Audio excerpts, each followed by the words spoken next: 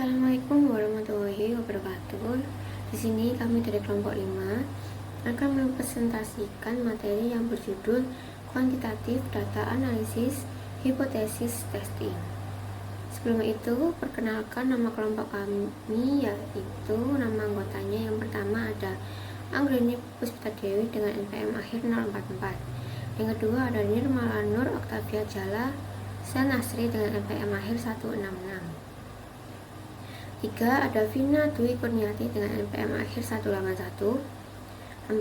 Ada Raina Koin Rozika dengan NPM akhir 187. 5. Ada Seni Mutiara dengan NPM akhir 258. Di sini ada type 1 errors, type 2 errors, and statistical powers. Tujuan dari pengujian ini hipotesisnya yaitu adalah untuk menentukan secara akurat apakah hipotesis 0, namun enggan melihat data dari sampel. Peneliti bisa menyimpulkan bahwa dugaan awal atau hipotesis 0 tidak berlaku dan memilih dugaan lain atau hipotesis alternatif sebagai yang lebih mungkin benar. Berikutnya ada jenis tipe kesalahan terbagi menjadi 2 kesalahan, yaitu yang tipe pertama jika disebut sebagai alfa adalah probabilitas menolak hipotesis 0 ketika itu benar. Tingkat signifikan atau significance level ditentukan oleh peneliti. Tingkat signifikan yang umum digunakan dalam penelitian bisnis adalah 5% atau kurang dari 0,05 dan 1% atau kurang dari 0,01. Kesalahan tipe 2 yang juga disebut sebagai beta adalah kemungkinan gagal menolak hipotesis 0, padahal sebenarnya hipotesis alternatif itu benar.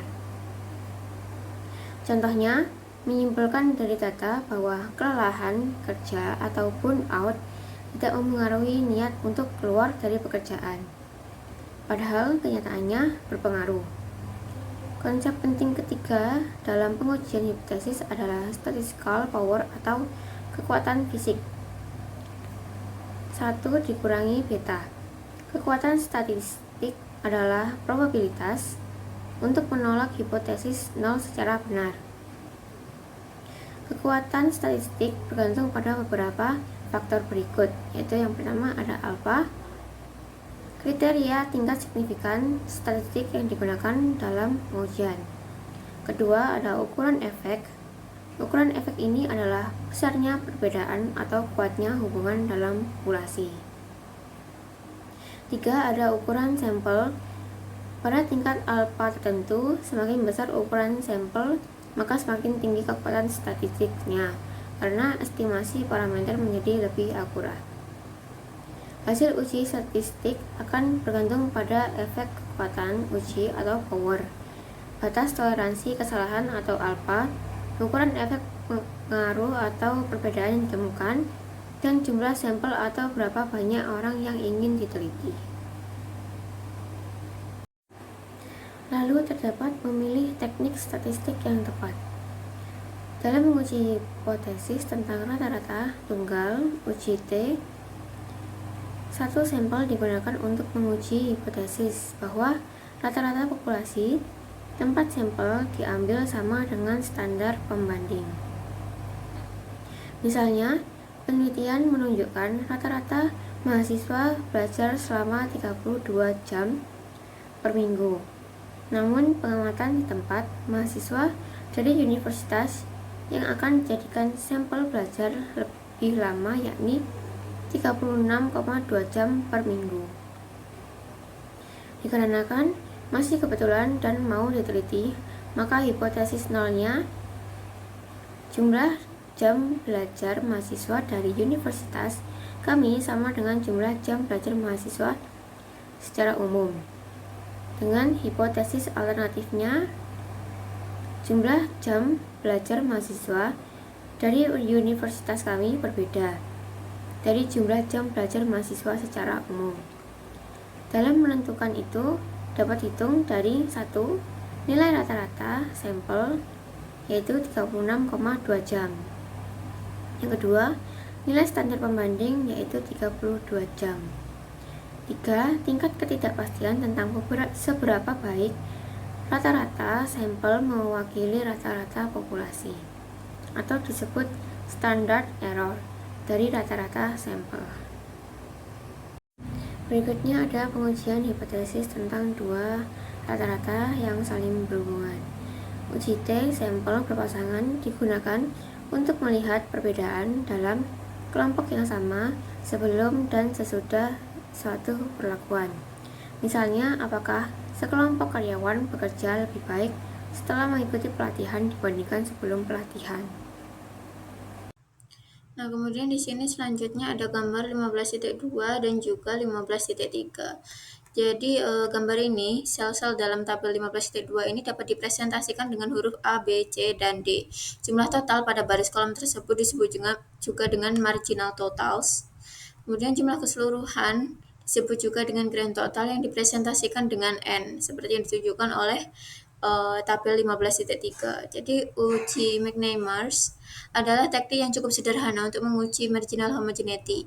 Marginal homogeneity mengacu pada kesetaraan atau tidak ada perbedaan yang signifikan antara satu atau lebih baris marginal dengan jumlah kolom marginal yang sesuai.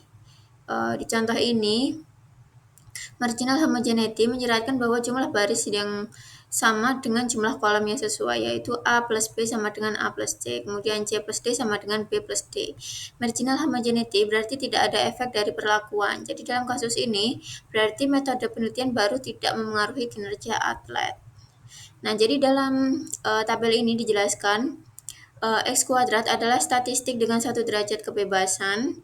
Frekuensi marginal tidak homogen apabila X kuadrat signifikan pada P 0,05. Tabel distribusi chi-square dengan 1 derajat kebebasan menunjukkan bahwa perbedaan antara sampel signifikan pada tingkat 0,05 nilai kritis chi-square adalah 3,841.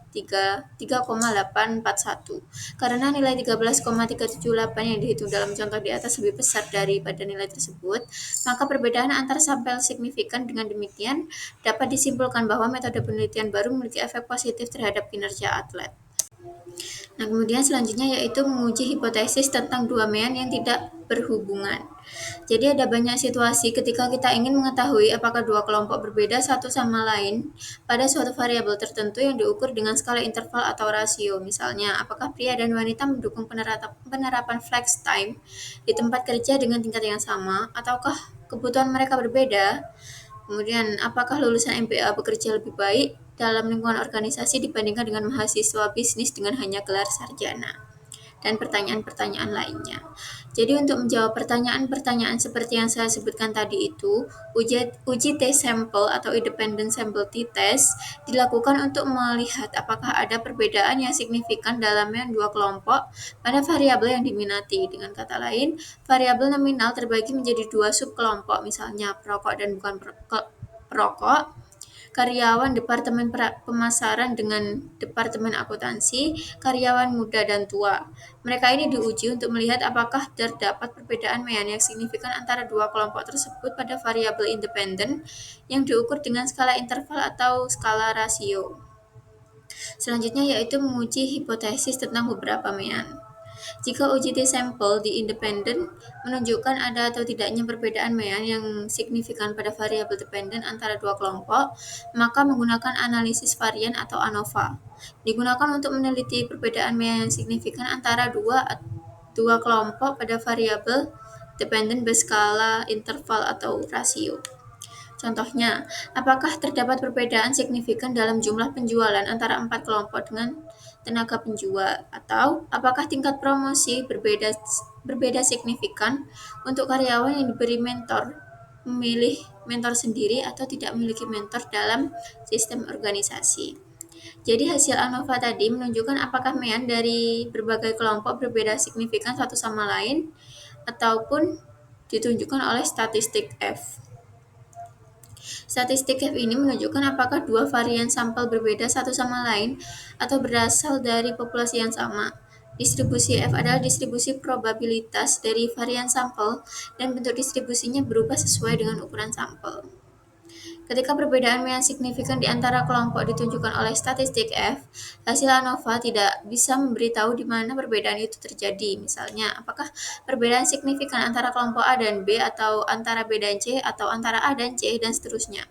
Oleh karena itu, kita tidak bijaksana menggunakan banyak uji T dengan membandingkan dua kelompok satu persatu, karena semakin banyak uji T dilakukan, semakin rendah tingkat kepercayaan yang bisa diberikan pada hasilnya. Kemudian selanjutnya analisis regresi.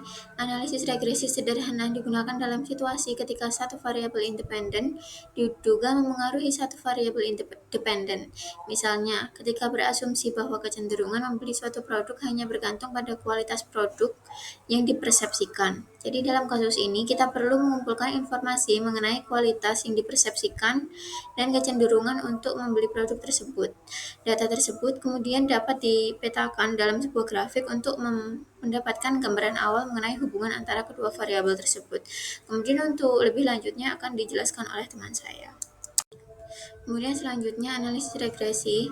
Analisis regresi sederhana digunakan dalam situasi ketika satu variabel independen diduga memengaruhi satu variabel dependen. Misalnya, ketika berasumsi bahwa kecenderungan membeli suatu produk hanya bergantung pada kualitas produk yang dipersepsikan. Jadi dalam kasus ini kita perlu mengumpulkan informasi mengenai kualitas yang dipersepsikan dan kecenderungan untuk membeli produk tersebut. Data tersebut kemudian dapat dipetakan dalam sebuah grafik untuk mendapatkan gambaran awal mengenai hubungan antara kedua variabel tersebut. Kemudian untuk lebih lanjutnya akan dijelaskan oleh teman saya. Uji dan analisis multivariat lainnya.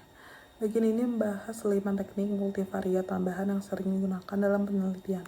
Analisis diskriminan, regresi logistik, analisis conjoint, analisis variat multivariat atau MANOVA, dan korelasi kanonik. Pertama ada analisis diskriminan. Analisis diskriminan digunakan untuk mengidentifikasi variabel independen yang membedakan kelompok pada variabel dependen yang berskala nominal. Misalnya, membedakan responden yang dapat skor tinggi versus mereka yang mendapat skor rendah pada variabel tertentu. Kombinasi linear variabel independen membentuk fungsi diskriminan yang mencerminkan perbedaan rata-rata antar kelompok. Dengan kata lain, variabel independen yang diukur pada skala interval atau rasio digunakan untuk membedakan antar kelompok dalam studi. Kedua ada regresi logistik. Regresi logistik diterapkan ketika variabel dependen bersifat non-metrik. Jika variabel dependen hanya memiliki dua kategori, regresi logistik sering dipilih karena tidak menghadapi asumsi ketat dari analisis diskriminan. Namun dalam praktiknya bekerja mirip dengan regresi linear. Regresi logistik menghasilkan persamaan prediktif di mana koefisien regresi mengukur kemampuan prediktif variabel independen. Dengan teknik ini, peneliti dapat memprediksi hasil diskrit seperti apakah konsumen akan membeli produk atau tidak. Yang ketiga ada analisis conjoint. Analisis conjoint adalah teknik penelitian yang digunakan untuk menentukan fitur produksi mana yang paling dihargai konsumen.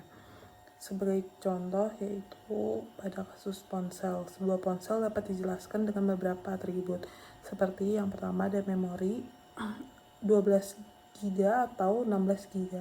Yang kedua ada daya tahan baterai 12 jam atau 24 jam.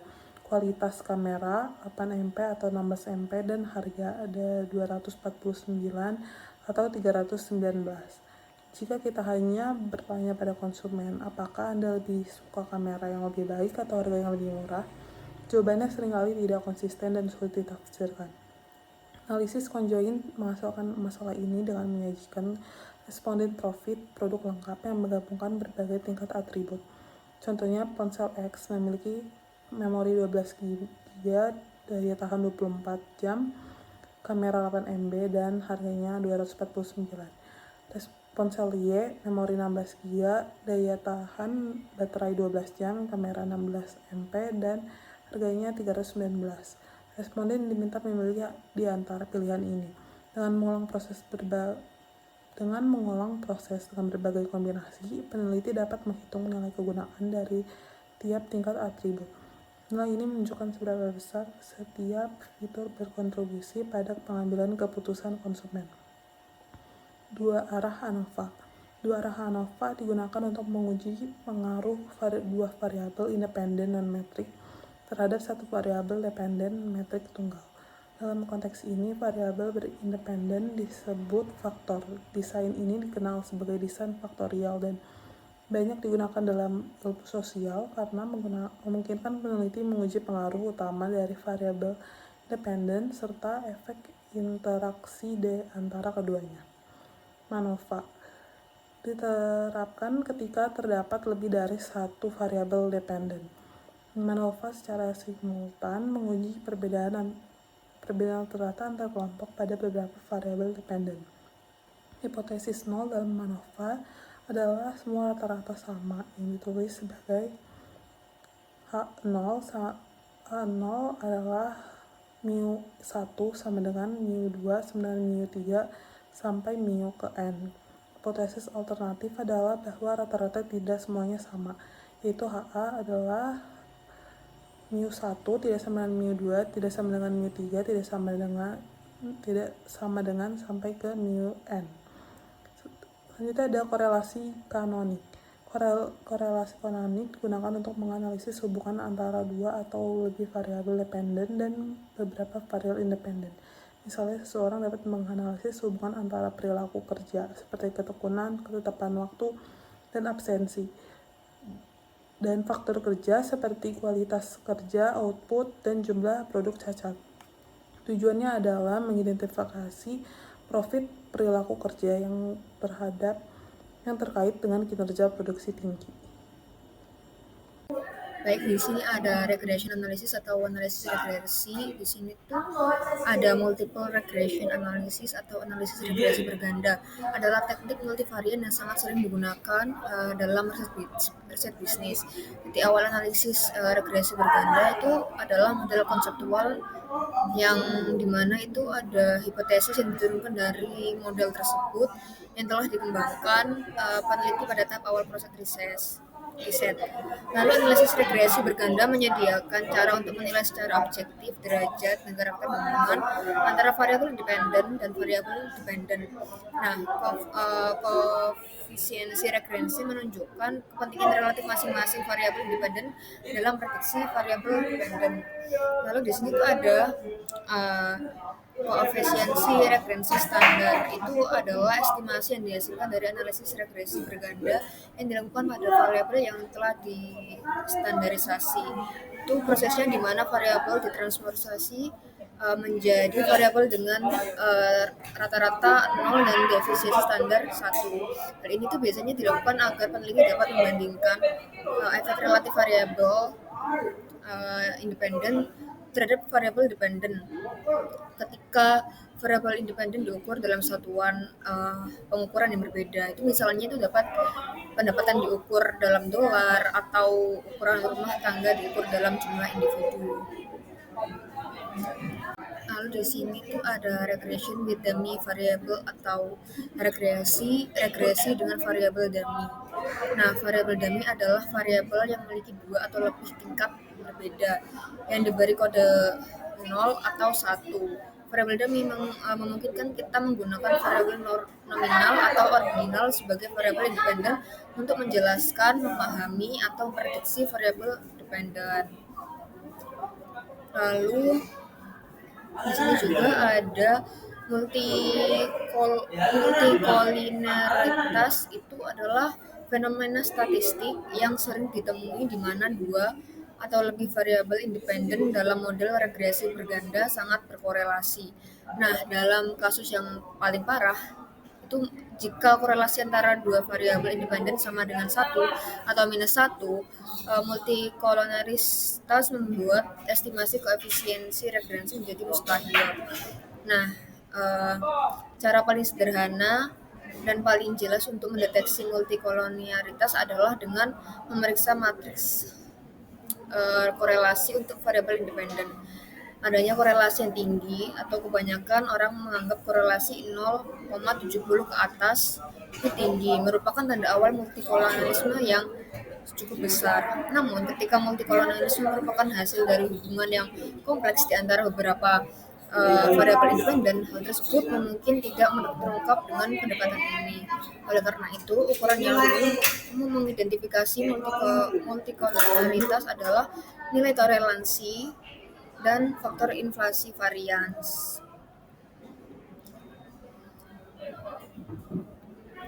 Lalu selanjutnya adalah realitas penelitian yang dimana metode pengujian mediasi dan moderasi yang semakin populer adalah bootstrapping. Nah, bootstrapping ini adalah metode statistik yang didasarkan pada pembangunan distribusi sampling untuk suatu statistik dengan melakukan resampling dari data yang ada. Jadi keuntungan besar bootstrapping ini adalah tidak diperlukan asumsi tentang bentuk distribusi sampling statistik saat melakukan uji inferensial. Ada dua paket perangkat lunak yang sering digunakan untuk melakukan bootstrap adalah MPlus dan Amos. Lalu pergudangan data, penambahan dan riset operasi. Jadi di mana pergudangan data dan penambangan data ini merupakan aspek dari sistem informasi. Sebagian besar perusahaan kini menyadari manfaat membangun gudang data yang berfungsi sebagai repositori pusat untuk semua data yang dikumpulkan dari berbagai sumber, termasuk data yang berkaitan dengan keuangan, manufaktur, penjualan, dan sebagainya. Nah, penambangan data memanfaatkan gudang data secara lebih efektif dengan mengidentifikasi hubungan dan pola tersembunyi dalam data yang tersimpan di dalamnya. Lalu riset operasi atau OR atau ilmu manajemen MS adalah alat canggih yang digunakan untuk menyederhanakan dan dengan demikian memperjelas jenis-jenis masalah kompleks tertentu yang dapat dikuantifikasi. OR menggunakan matematika dan statistik tingkat tinggi untuk mengidentifikasi, menganalisis, dan berakhirnya memecahkan masalah rumit yang sangat kompleks yang dihadapi oleh manajer. Riset operasi menyediakan alat tambahan bagi manajer dengan menggunakan kuantifikasi untuk melengkapi penilaian pribadi. Area pemecahan masalah yang mudah dikuantifikasi meliputi inventaris, antrean, pengurutan, perutan, serta pencarian dan penggantian. OR ini membantu meminimalkan biaya dan meningkatkan efisiensi dengan menggunakan pohon keputusan, pemrograman linier, analisis jaringan, dan model matematika. Dalam sistem seperti sistem informasi manajemen atau SIM, sistem informasi yang baik mengumpulkan, mengolah, dan menyediakan berbagai informasi relevan yang berkaitan dengan aspek-aspek lingkungan, eksternal, dan internal organisasi. Selanjutnya mengenai beberapa paket perangkat lunak yang bermanfaat untuk analisis data. Jadi terdapat berbagai jenis perangkat lunak analisis yang dapat membantu kita menganalisis data, yaitu yang pertama adalah LISREL yang berasal dari Scientific Software International. Jadi LISREL ini dirancang untuk mengestimasi dan menguji model persamaan struktural. Model persamaan struktural adalah model statistik kompleks yang menggambarkan hubungan linear antara variabel laten atau tidak teramati dan variabel manifest atau teramati. Jadi kita juga dapat menggunakan LISREL untuk melakukan analisis faktor eksploratori dan analisis faktor konfirmatori. Lalu yang kedua mengenai MATLAB yang berasal dari MathWorks. Nah, MATLAB ini adalah program komputer yang awalnya dirancang untuk menyederhanakan implementasi rutin aljabar linear numerik. Jadi program ini tuh digunakan untuk mengimplementasikan algoritma numerik untuk berbagai aplikasi. Lalu MPlus yang dikembangkan oleh Linda dan Ben Wooten. MPlus ini adalah program pemodelan statistik yang menawarkan beragam pilihan model, estimator, dan algoritma kepada para peneliti. Jadi MPlus ini memungkinkan analisis berbagai macam data seperti data cross-sectional dan longitudinal, data single level dan multi-level, serta data yang berasal dari berbagai populasi dengan heterogenitas yang teramati maupun tidak teramati. Selain itu, MPlus memiliki kemampuan yang luas untuk studi simulasi Monte Carlo. Lalu, selanjutnya ada Qualtrics yang dimana perusahaan perangkat lunak riset swasta. Nah, Qualtrics ini didirikan pada tahun 2002. Program ini memungkinkan pengguna melakukan berbagai jenis pengumpulan dan analisis data daring, evaluasi karyawan, umpan balik situs web, riset pemasaran, serta riset kepuasan dan loyalitas pelanggan. Lalu ada SAS atau STAT yang berasal dari SAS Institute, di mana SAS adalah sistem terintegrasi produk perangkat lunak yang mampu melakukan berbagai analisis statistik. seperti statistik deskriptif, teknik multivariat, dan analisis darat waktu. Nah, karena kemampuannya, SAS ini digunakan dalam berbagai disiplin ilmu, termasuk ilmu kedokteran, biologi, sosial, dan pendidikan. Lalu ada SPSS. Nah, SPSS ini berasal dari SPSS, perusahaan SPSS. Nah, SPSS adalah Statistical Package for the Social Sciences, adalah program manajemen dan analisis data yang dirancang untuk melakukan analisis data statistik, termasuk statistik deskriptif seperti plot, frekuensi, bagan, dan daftar, serta prosedur statistik inferensial dan multivariat yang canggih seperti analisis varian atau ANOVA, analisis faktor, analisis cluster, dan analisis data kategorikal. Lalu SPSS AMOS yang berasal dari SPSS juga. Nah, SPSS AMOS ini dirancang untuk mengestimasi dan menguji model persamaan struktural. Lalu yang terakhir mengenai Stata dari Corporation Stata. Stata ini adalah paket perangkat lunak statistik serbaguna yang mendukung berbagai metode statistik dan ekonometrika, grafik, dan fitur-fitur canggih untuk manipulasi data, pemrograman, dan memanipulasi matriks.